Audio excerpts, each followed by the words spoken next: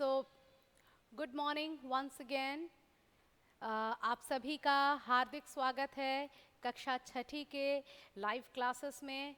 आप लोग बहुत ज़्यादा जो है बेसब्री से शायद आज के कक्षा का इंतज़ार कर रहे थे, क्योंकि कल जो है आप लोगों का हिंदी का एग्ज़ाम है ना। तो चलिए हम लोग ज़्यादा समय ना गवाते हुए क्लास को शुरू करेंगे, ठीक है। थोड़ा वेट कर लेते हैं, 2-3 मिनट के लिए देख लेते हैं हमारे बाकी स्टूडेंट्स अवेलेबल हो जाते हैं कि नहीं, ठीक है।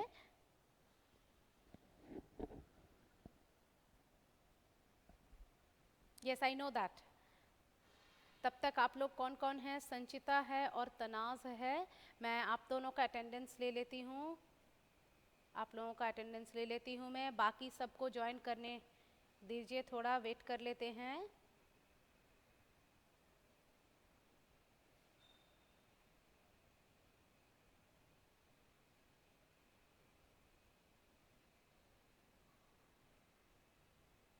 और बाकी स्टूडेंट्स कहाँ हैं? क्या टाइम नहीं हुआ है? Ayush, Ayush please give me your full name. Ayush क्या है?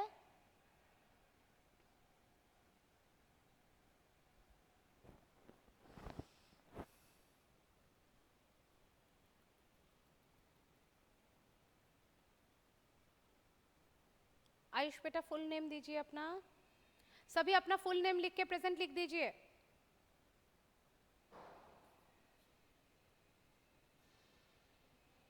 आई एम फाइन डियर।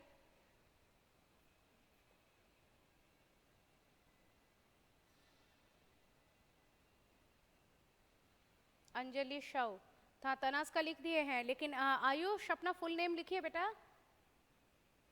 हाँ, संचिता आपका और तनाज का पहले ही कर दिए थे, अंजलि का अभी लिखे हैं। आयुष बेटा फुल नेम लिखिए। आयुष सरकार, ओके।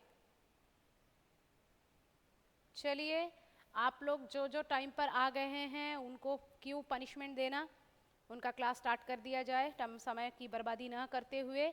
तो सबसे पहले मैं आप लोगों को मौका दे रही हूँ यह पूछने का कि आप लोगों को अभी तक का हमारा जो सिलेबस है, जिससे हमारी परीक्षा होने वाली है, इसके रिगार्डिंग या फिर किसी भी चैप्टर से कहीं पर भी कोई भी क्या कोई डाउट है?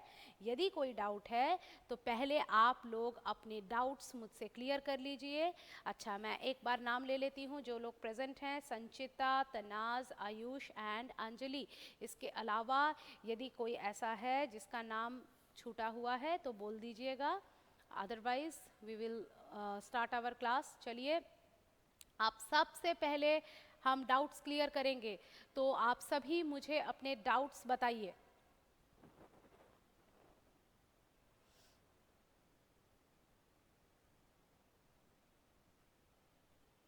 ठीक है Tanaz, thanks for the information.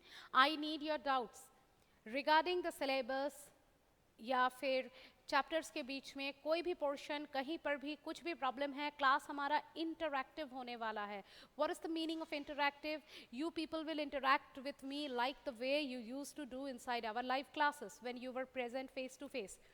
आप लोग पूछते थे, सवाल पूछते थे, ऐसे ही पूछिएगा। कहीं पर भी अगर आपको लगता है कि मैम प्लीज़ इसको बोर्ड पर एक्सप्लेन कर दीजिए, बोर्ड पर लिख कर बता दीजिए, तो उस पोर्शन को मैं बोर्ड पर लिख कर क्लैरिफाई कर दूंगी। तो इसी वजह से यदि आपको कहीं पर भी क्या लगता है, क्योंकि मैं यहाँ पर आप लोगों के लिए आई हूँ, तो कहीं पर भी आप लोगों को कोई डाउट है, कुछ भी लगता है कि मैम ये इसको इस तरह से बोलने से बेटर होता, इसको लिख देने से बेटर होता, क्या इस सवाल का ये भी जवाब हो सकता है, तो ये सारे चीज़ें आप लोग मुझे जिस प्रकार से बोलने चाहेंगे मैं वैसे ही करूँगी। हाँ, संचिता हाँ बोल रही है कुछ। क्या बोल रहे हो बेटा? बोल रहे हो कि term 1 includes PT1, do we have only उपसर्ग एंड प्रत्यय। अच्छा, मैं सिलेबस रिपीट कर देती हूँ। टिकट एल्बम वाला चैप्टर अच्छे से समझ में नहीं आया है बेटा। टिकट एल्बम वाला चैप्टर तो मैंने पूरा आप लोगों को केवल जिस्ट में कहानी बता दिया है, लेकिन मैंने तो बोल दिया है ना, जहाँ तक मैंने डिटेल्स में पढ़ाया था सवाल वहीं से आएगा। ठीक है, मैं कहानी बहुत ही अच्छी है, मैं एग्ज़ाम के बाद आप लोगों को कहानी अच्छे से बता दूंगी। ठीक है, मैं एक काम करती हूँ, सिलेबस, सबसे पहला प्रॉब्लम मुझे जो नज़र आ रहा है आप लोगों का वो है सिलेबस के रिगार्डिंग। तो मैं अभी सिलेबस आप लोगों को थोड़ा डिस्कस कर देती हूँ। देखिए, हमारा जो व्याकरण है उसमें पहला चैप्टर है भाषा विचार। ध्यान से सुनिए अभी, भाषा विचार। उसके बाद है वर्ण विचार, उसके बाद है शब्द भंडार, फिर है संज्ञा, फिर है लिंग, और कुछ भी नहीं है।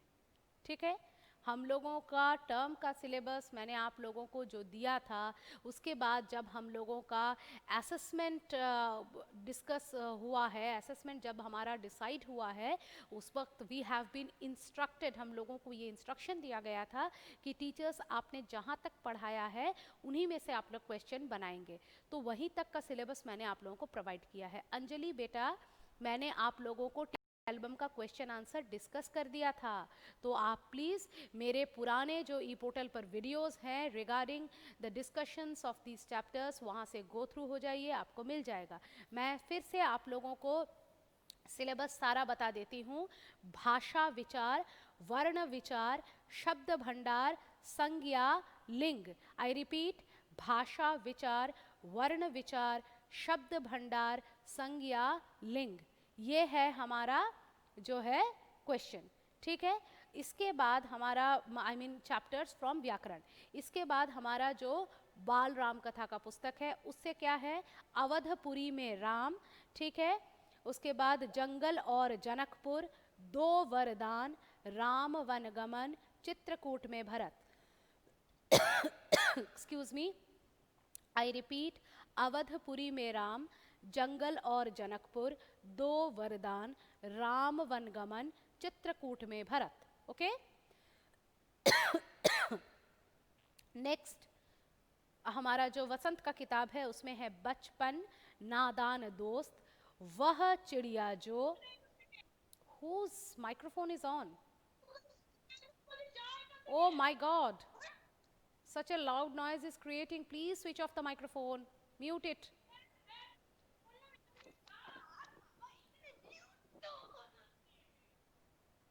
Mute the microphone, Binayak. Please mute. Yes.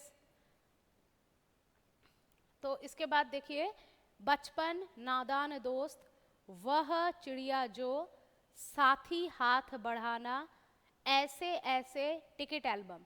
बचपन, नादान दोस्त, वह चिड़िया जो, साथी हाथ बढ़ाना, ऐसे ऐसे टिकट एल्बम। ओके, हाँ, कोई किसी ने कुछ, मैम शब्द भंडार में से कौन कौन से आएंगे? How can I tell you कौन कौन से आएंगे? You have to go through the chapter Tanaz. मैंने पहले ही आप लोगों से कह दिया है, MCQ फॉर्मेट में जो हमारा एग्ज़ाम होता है उसको क्लियर करने का, उसमें अच्छे स्कोर करने का एक ही फंडा है। क्या है? कि आपको सारे चैप्टर्स अच्छे से पढ़ने हैं। अगर आप चैप्टर्स को अच्छे से करेंगे तो उससे रिगार्डिंग जो एक्सरसाइज के क्वेश्चंस हैं वो भी आपके आसानी से बन जाएंगे, फिर उनको आपको अलग से देखने की या पढ़ने की ज़रूरत ही नहीं पड़ेगी। और स्पेशली वसंत के लिए लेखक कवि के नाम, या जैसे कि आप लोगों का टिकट एल्बम का चैप्टर किसी एक भाषा से अनुदित है और इस वजह से वहाँ पर दो लेखक के नाम लिखे गए हैं, इन चीज़ों को भी आपको पढ़ना है। यही है आप लोगों को पढ़ना केवल, और तो कोई प्रॉब्लम नहीं है। तो जो है, चलिए अब अगर आप लोगों को कोई और डाउट नहीं है तो मैं आप लोगों से क्वेश्चन पूछ सकती हूँ, है ना? ठीक है,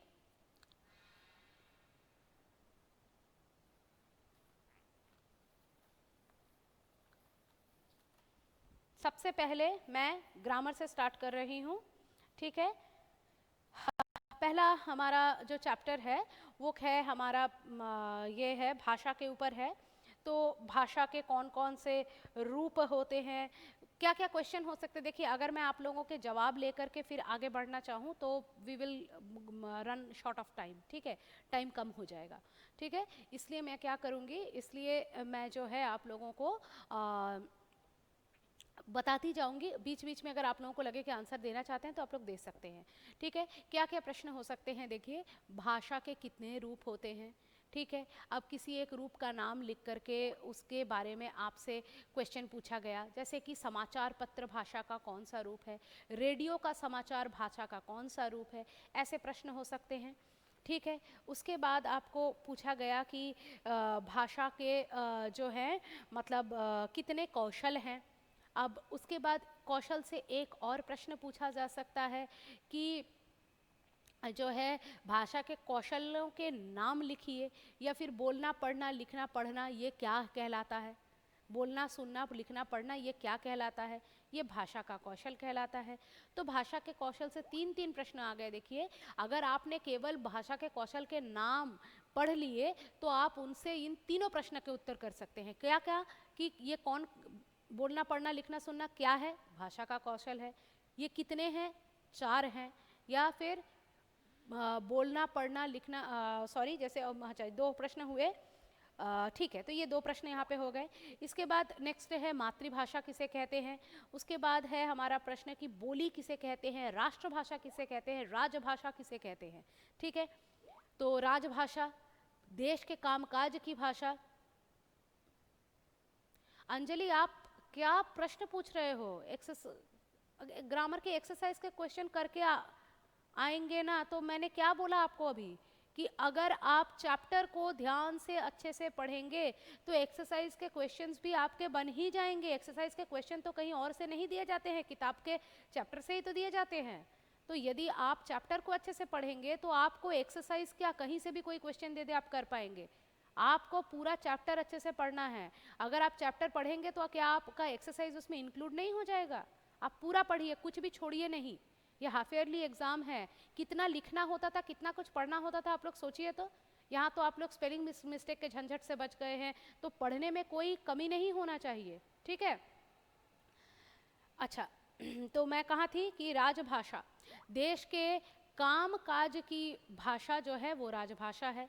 ठीक है, उसके बाद जैसे हमारे देश में राजभाषा के रूप में प्रयुक्त होता है क्या, हमारे देश में राजभाषा के रूप में हिंदी और अंग्रेज़ी दोनों प्रयुक्त होता है। तो हो सकता है कि आपको जो ऑप्शन दिया गया है इसमें हिंदी या अंग्रेज़ी दोनों में से किसी एक का नाम लिखा है, तो जिसका भी नाम लिखा है आपको उसमें टिक कर देना है। ठीक है, इसी तरह से हमारा है कि बोली, बोली से 2 प्रकार के प्रश्न बन सकते हैं। एक तो बोली को कहते हैं कि वह सीमित क्षेत्र की भाषा है।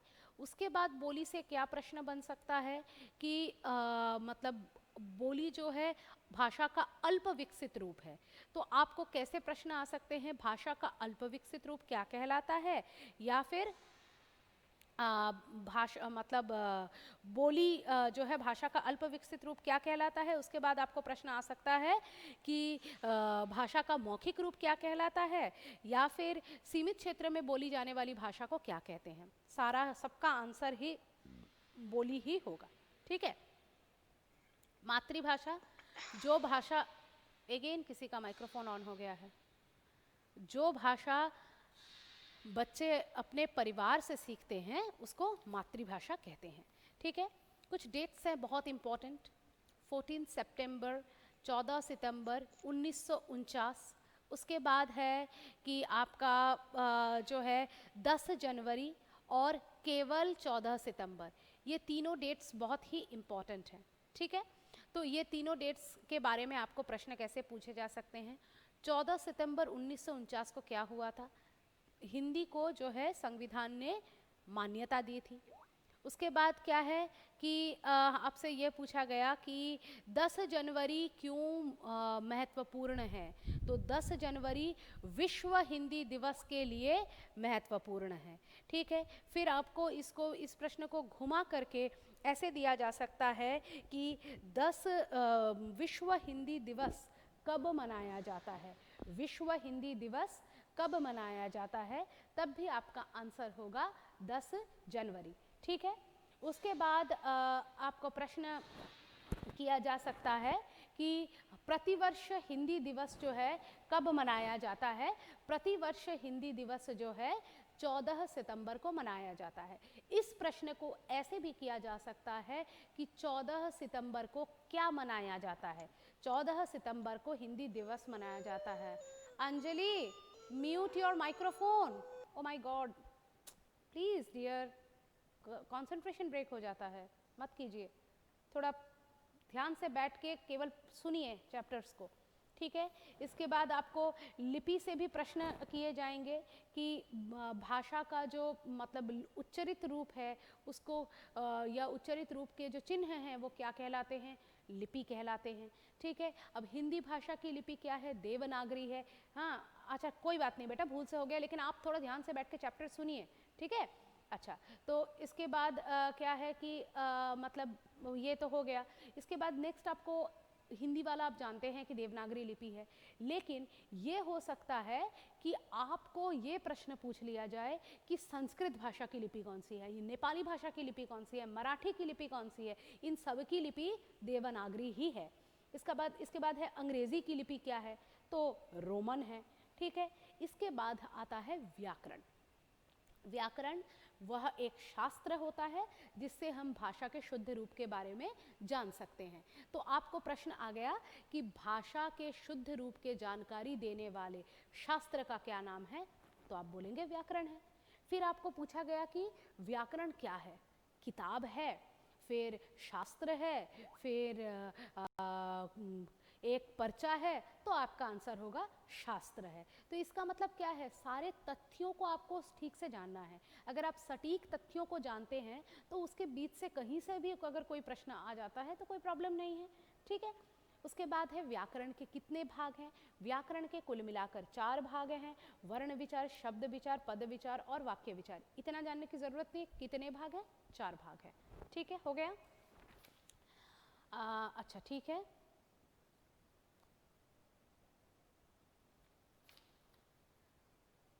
वर्ण विचार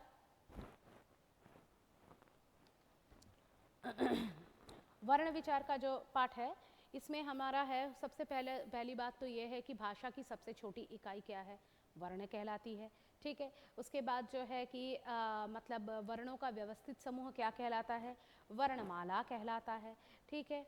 वर्ण के कितने भेद होते हैं, 2 भेद होते हैं, स्वर और व्यंजन। अब स्वर के कितने भेद होते हैं, ठीक है, ये एक प्रश्न हो सकता है। उसके बाद हमारा है कि कितने स्वर हैं, कितने व्यंजन हैं, ये एक प्रश्न बन सकता है, ठीक है। उसके बाद हमारा हो सकता है कैसा प्रश्न कि अनुस्वार, अनुनासिक, इनको हम क्या कहते हैं, इनको हम अयोगवाह कहते हैं। हिंदी के नवीन विकसित वर्ण कौन से हैं, अड़ और अढ़, ये हमारे हिंदी के नवीन विकसित वर्ण हैं, ठीक है, अड़ और अढ़, ठीक है, अड़ अढ़ ये नवीन विकसित वर्ण हैं। उसके बाद हमारा जैसे है अंग, इय, न, अण, म, ये क्या है, ये हमारे बोलो तो ये क्या है, अंग, इय, न, अण, म, ये क्या है बोलो तो देखे, कोई बता सकता है इसका जवाब?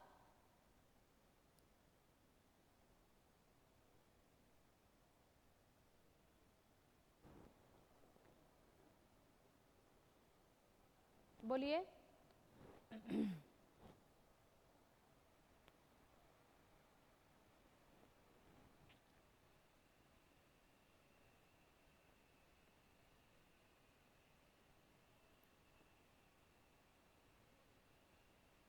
मैम पंचम वर्ण। मैंने बोला क्या कि माइक से बोलना है आपको, मैंने बोला टाइप करके आंसर देना है।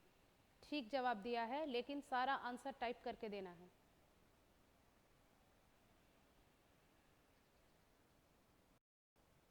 ठीक है, पंचम वर्ण कहलाता है, ठीक है, सही जवाब है, very good Anjali. But use proper protocols for the class, we are not suppose to unmute our microphone unless and until you are asked by the teacher, okay, ठीक है।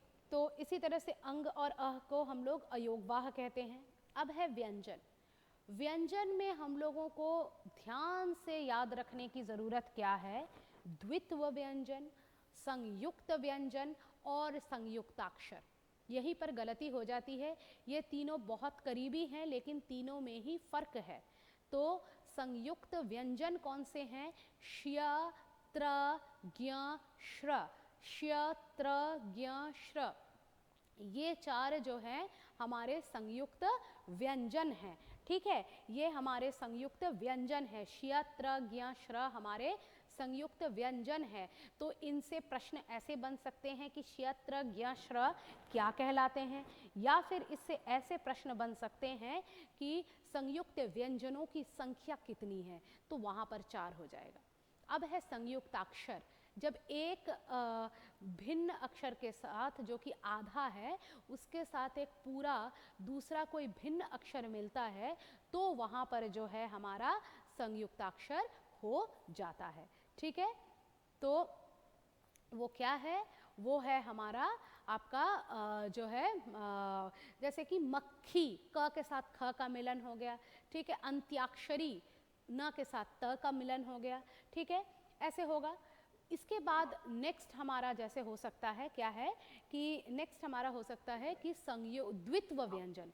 द्वित्व व्यंजन में क्या होता है, दो व्यंजनों की पुनरावृत्ति होती है, एक आधा होता है एक पूरा होता है। जैसे कि दिल्ली, दिल्ली में क्या होता है कि दिल्ली में तुम्हारा ल की पुनरावृत्ति है। इसी तरह से किस्सा, किस्सा में स वर्ण की पुनरावृत्ति है। ठीक है, तो ऐसे हम लोग कर सकते हैं। समझ गए आप लोग? ठीक है, कौन आया है अभी? विनायक आया है। चलिए विनायक का नाम लिख लेते हैं। बहुत देर से विनायक जुड़ने की कोशिश कर रहे थे, प्रॉब्लम हो रहा था क्या, कोई तकनीकी कारण था? क्लास आधा छूट गया है आपका। अगर अपलोड हो जाता है किसी कारणवश क्लास, तो आप लोग देख लीजिएगा। चलिए, तो ये हो गया हमारा। इसके बाद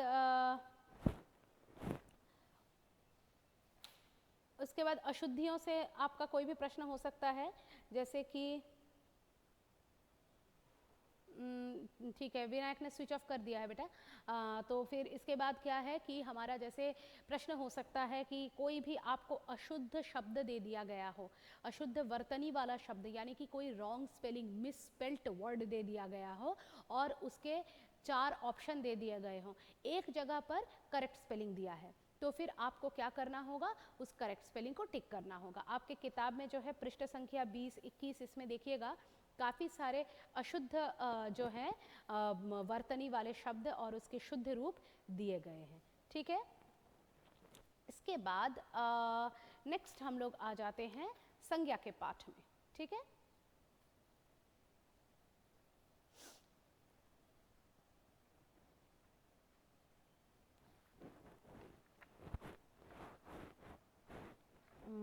लेट मी टेक आउट, आप लोग भी निकाल लीजिए।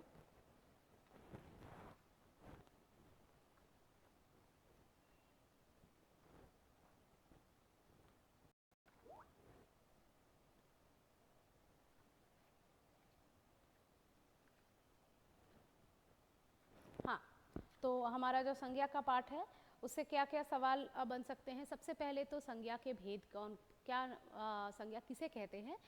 व्यक्ति, वस्तु, स्थान, भाव के नाम, कोई भी नाम संज्ञा कहलाते हैं। ठीक है, उसके बाद जो है संज्ञा के कितने भेद होते हैं?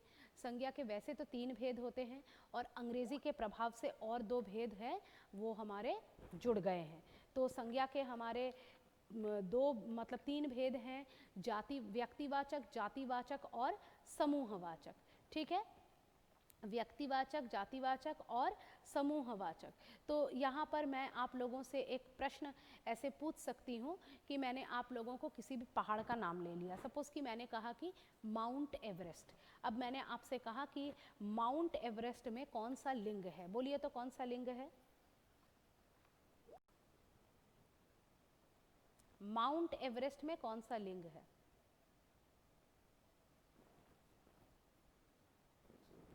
बोलिए, सब कोई जवाब दीजिए।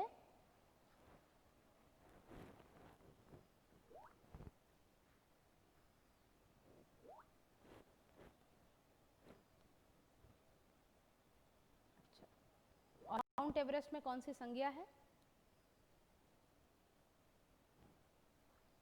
देखिए, एक से ही दो चीज़ हम लोग रीड कर पाएंगे ऐसे, क्योंकि समय इतना भी नहीं है हमारे पास। ठीक है, लिंग तो मिल गया, अब संज्ञा बताइए।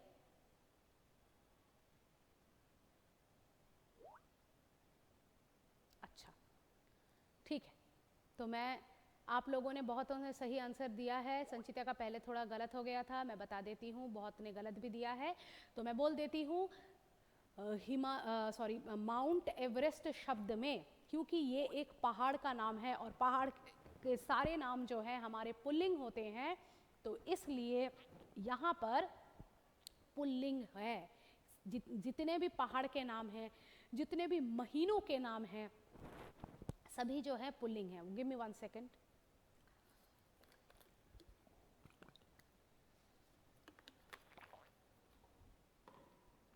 यस, जितने भी पहाड़ के नाम हैं, जितने भी महीनों के नाम हैं, ये सब क्या है, ये सब पुल्लिंग है।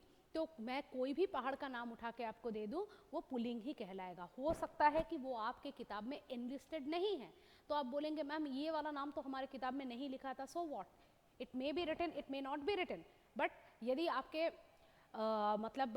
किताब में पहाड़ शब्द उच्चरित है, तो कोई भी पहाड़ का नाम हो, आपका उसका आंसर तो वही होगा।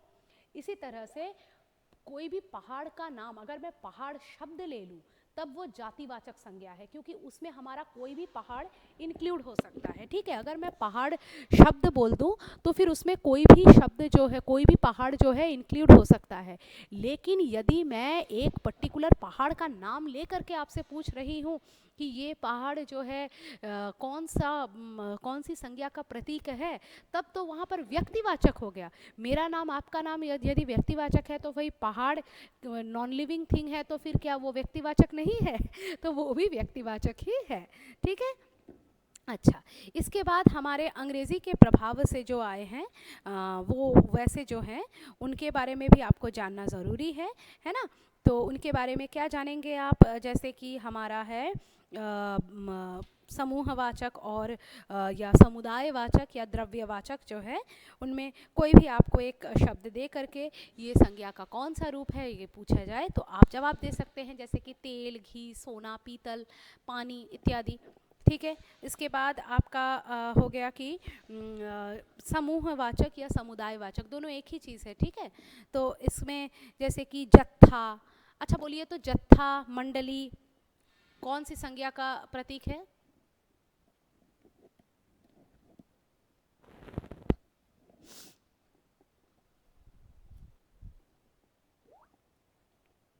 समूहवाचक।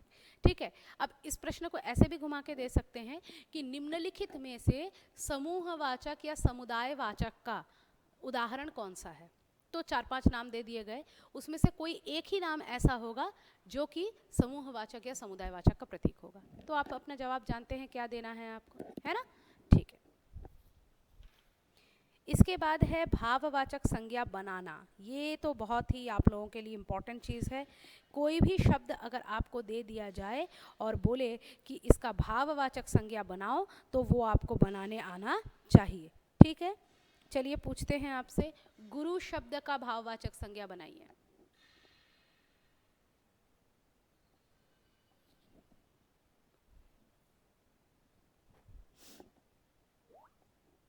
गुरुत्व। ठीक है, इसका 2 हो सकता है ऑप्शन, एक है गुरुता, एक है गुरुत्व। ठीक है, दोनों ही ऑप्शन करेक्ट हैं। इसके बाद आप शब्द का भाववाचक संज्ञा।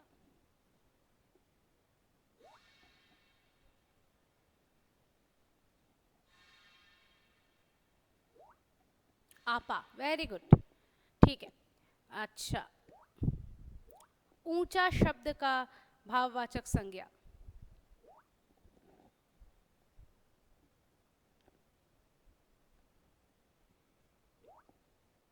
ऊंचाई, वेरी गुड।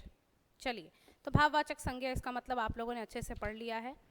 जातिवाचक याद है ना? अच्छा, मैं जो आप लोगों को पढ़ा रही हूँ, मैं आप लोगों की शिक्षिका हूँ, तो शिक्षिका, अध्यापिका कौन सा वाचक है भाई? समूहवाचक।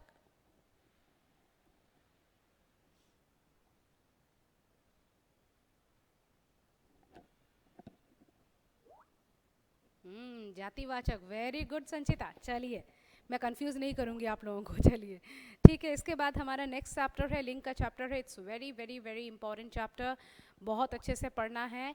जो पुल्लिंग शब्द को पहचानने के नियम हैं, स्त्रीलिंग शब्द को पहचानने के नियम हैं, इन नियमों को अच्छे से पढ़ लीजिएगा विद्यार्थियों।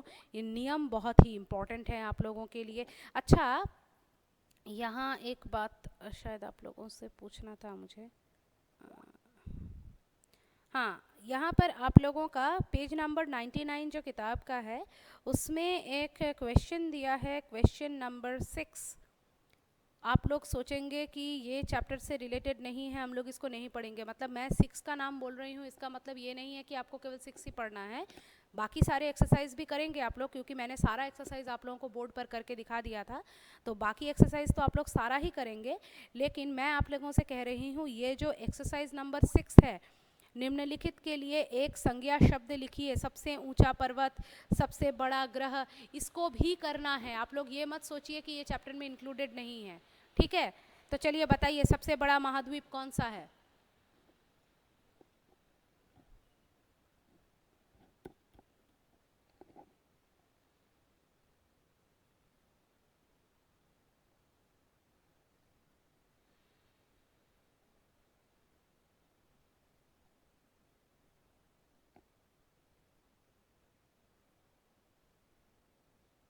सबसे बड़ा महाद्वीप कौन सा है?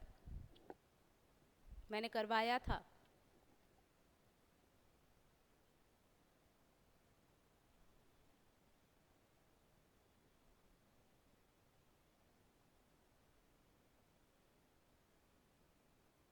मैं बता देती हूँ, लेट हो रहा है आप लोगों का आंसर आने में। एशिया महाद्वीप सबसे बड़ा महाद्वीप है, ठीक है। सबसे ऊंचा पर्वत कौन सा है?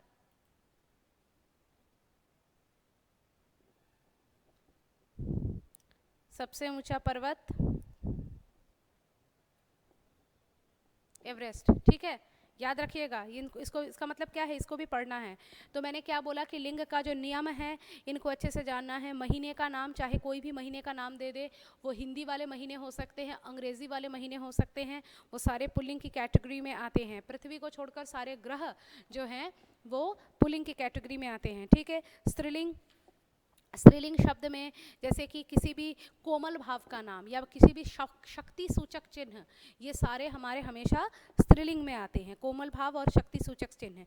उसके बाद किसी भी भाषा का नाम जैसे कि हिंदी, बंगला, अंग्रेजी इत्यादि, ये सारे स्त्रीलिंग हैं। इसके बाद कुछ शब्द जो हैं वो सदैव पुल्लिंग रहते हैं, कुछ शब्द जो हैं वो सदैव स्त्रीलिंग रहते हैं, उनको भी जानना है। उसके बाद कुछ शब्द ऐसे हैं जिनके लिंग में परिवर्तन, लिंग के साथ उन शब्द में परिवर्तन नहीं होता है, जैसे डॉक्टर, प्रधानमंत्री इत्यादि, इसमें लिंग के साथ परिवर्तन नहीं होता है। इसको भी आपको याद रखना है, ठीक है, जिनमें लिंग के साथ परिवर्तन नहीं होता है। उसके बाद तो आपका लिंग परिवर्तित करने दिया जा सकता है आपको, जैसे कि बोलिए तो बुद्धिमान का क्या होगा?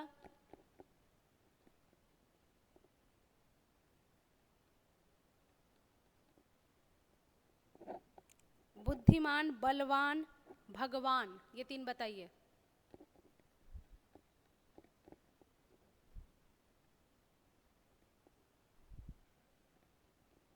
बलवती, बुद्धिमती, ठीक है, ठीक है, ठीक है, ठीक है, ठीक है।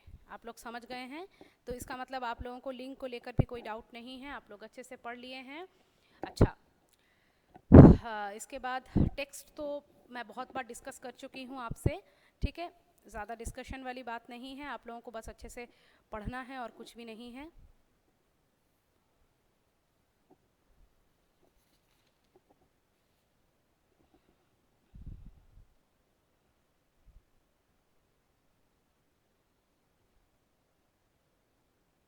अच्छा, आप लोगों का तो वो भी आ रहा है ना, आप लोगों का जो शब्द भंडार है उससे आप लोगों का विलोम शब्द वाला भी आ रहा है। तो मुझे बताइए कि आगमन का विपरीतार्थक शब्द क्या होगा? बोलो तनाज, क्या है आगमन का विपरीतार्थक शब्द? क्या होगा?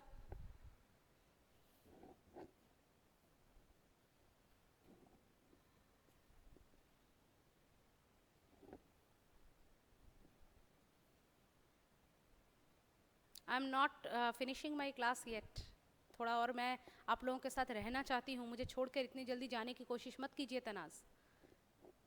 आगमन का प्रस्थान, वेरी गुड, पढ़ा है बच्चे ने, देखो। उसके बाद बोलिए तो आदान का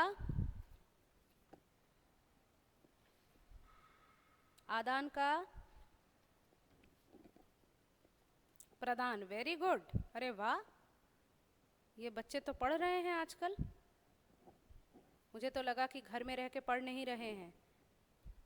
अच्छा, आकाश में विचरण करने वाला क्या कहलाता है?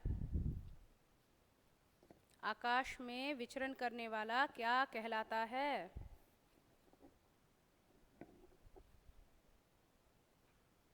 आकाशी, ये कहाँ लिखा है भाई? जो आकाश में विचरण करता है उसको आकाशी कहते हैं?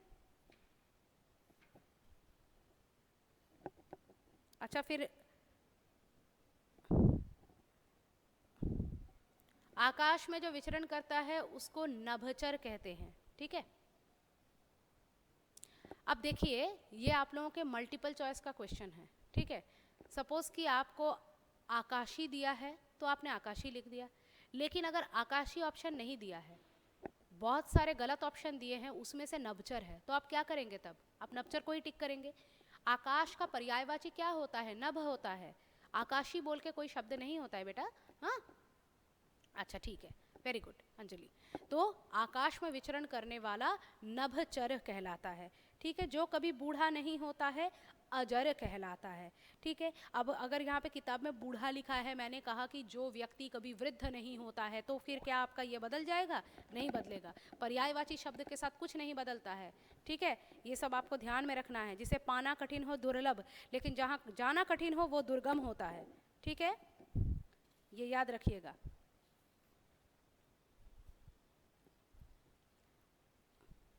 सारे जितने भी किताब में अनेक शब्द के लिए एक शब्द दिए हैं, विलोम शब्द दिए हैं, सारे पढ़ लेने हैं। कोई भी इम्पोर्टेंट, कोई भी अनइम्पोर्टेंट ऐसा कुछ नहीं है, कुछ भी आ सकता है। जैसे कि एकता, अनेकता, शिष्ट, अशिष्ट, पुचकारना, दुत्कारना, उत्कृष्ट, निकृष्ट, उत्थान, पतन, कितने सारे हैं, कुछ भी नहीं छोड़ना है, सबको पढ़ लेना है, ठीक है। चलिए ठीक है। उसके बाद हमारा जो है, जैसे कि लेखिका लंबी सैर के दौरान अपने साथ क्या रखती थी, मोहन कितने साल का था, ठीक है। फिर वह चिड़िया जो कविता के कवि का नाम क्या है, दूध भरे दाने किसके होते हैं, ये सारे आंसर आप लोग जानते हैं ना।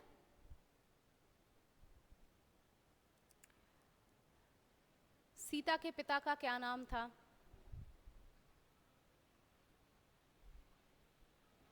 रामायण के कितने कांड हैं?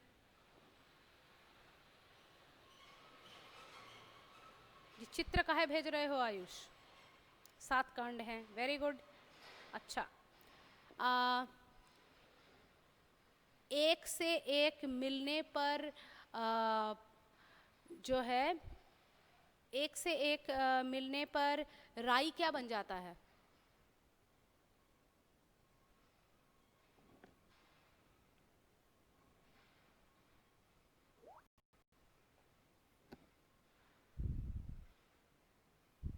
एक से एक मिलने पर राई पर्वत बन जाता है। तो इसका मतलब मैंने अगर यहाँ पे आपको एक प्रश्न पूछा, तो आपको इस कविता में एक से एक मिलने पर जो है सबको पढ़ लेना है। इससे आप ये बात समझ गए ना। अगर मैंने एक पूछा है तो यहाँ पर बहुत सारा दिया हुआ था।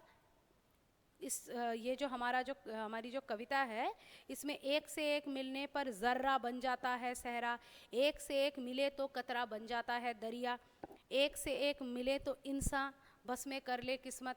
तो ये आपको सारे पढ़ लेने हैं। इसका मतलब एक पूछा मतलब आप समझ गए कि आपको सारे पढ़ने हैं। कवि का नाम क्या है? साहिर लुधियानवी है। वह चिड़िया जो कविता से मैंने एक प्रश्न पूछा, यानी कि वह चिड़िया जो कविता से कोई भी प्रश्न आ सकता है।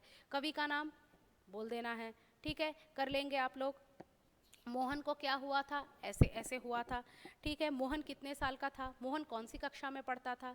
मोहन के ऐसे ऐसे का भांडा किसने फोड़ा, ठीक है। मोहन को चूरन किसने दिया था, ठीक है। उसके बाद जो है ये हो गया। उसके बाद बनी बनाई एल्बम किसको मिली थी? किसने अपने मेहनत से एल्बम बनाई थी? मधुमक्खी से एल्बम की तुलना किसके की गई थी? या राजप्पा के एल्बम की तुलना किससे की गई थी, ठीक है। अच्छा, उसके बाद जो है कि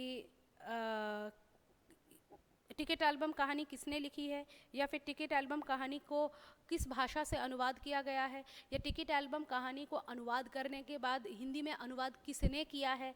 कितने सारे प्रश्न मैंने आप लोगों को बोल दिए हैं, उत्तर सारे आप लोगों को देने हैं, ठीक है। उसके बाद जो है आप लोग एक चीज़ देख रहे हैं ना, मैंने टिकट एल्बम से आप लोगों को लेकिन बीच से कोई भी और प्रश्न नहीं पूछ रही हूँ, वहीं से पूछ रही हूँ जहाँ तक मैंने करवाया है, ठीक है, उसके बाद से नहीं पूछ रही हूँ। उसके बाद जो है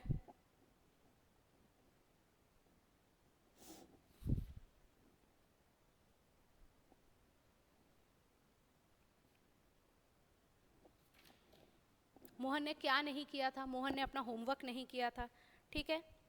अच्छा, उसके बाद हम और भी प्रश्न कर सकते हैं, जैसे कि चिड़िया से जैसे हमारे प्रश्न है कि गंदे अंडों को चिड़िया क्या नहीं करती है, नहीं सेती है, मैंने ये सब डिस्कस कर लिया था, ठीक है। फिर श्री राम को वनवास के लिए श्री राम का वनवास जो है किसने मांगा था, माता कैकेयी ने मांगा था। माता कैकेयी को किसने उकसाया था, मंथरा ने उकसाया था, ठीक है। श्री राम को कितने साल का वनवास हुआ था, 14 साल का। श्री राम के साथ वनवास में कौन कौन गए थे, लक्ष्मण और सीता माता, ठीक है। इस तरह से देखिए एक एक तथ्य से निकालकर कितने सारे प्रश्न हो सकते हैं, है ना। तो आप लोगों को क्या करना है, सारे तथ्य जान लेने हैं। तो अगर आप तथ्य जान लेंगे तो प्रश्न चाहे कोई भी पूछे जाए, ठीक है। उसके बाद जो है अयोध्या नगरी कौन से नदी के किनारे बसी थी, सरयू नदी के किनारे बसी थी। मैं लेकिन जो भी प्रश्न आपको दूंगी, जो मैंने चैप्टर्स मेंशन कर दिए हैं उन्हीं में से दूंगी, ठीक है। भरत दशरथ की मृत्यु के वक्त कहाँ थे, अपने ननिहाल में थे। अब अगर ननिहाल का प्रश्न आ रहा है तो आपको ये पूछा जा सकता है भरत के नाना का क्या नाम था, भरत का ननिहाल कहाँ था, ठीक है। तो ये सारे प्रश्न आपसे पूछे जा सकते हैं। अब दशरथ की तीनों पत्नियों के नाम पूछे जा सकते हैं, कितने हमारे जो राम लक्ष्मण वगैरह थे वो कितने भाई थे, सारे भाइयों के नाम आपको जानने हैं, ठीक है। तो ऐसे करके प्रश्न रहेंगे। मैं पूरा डिस्कस अगर करूँगी तो फिर सारा चैप्टर ही डिस्कस हो जाएगा, सारा क्वेश्चन ही डिस्कस हो जाएगा। तो मैं आप लोगों को उम्मीद करती हूँ कि आप लोग अच्छे से परीक्षा देंगे, इतना करवा देने के बाद कोई डाउट नहीं होगा।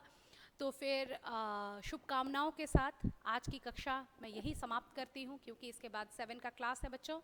तो आप लोग सभी पढ़ाए गए चीज़ों को अच्छे से पढ़िए, सारे चैप्टर्स को अच्छे से पढ़ लीजिए, तो फिर परीक्षा बहुत अच्छी होने वाली है। और अगर एक दो क्वेश्चंस नहीं भी कर पाएँ तो इसमें कोई दिक्कत वाली बात नहीं है।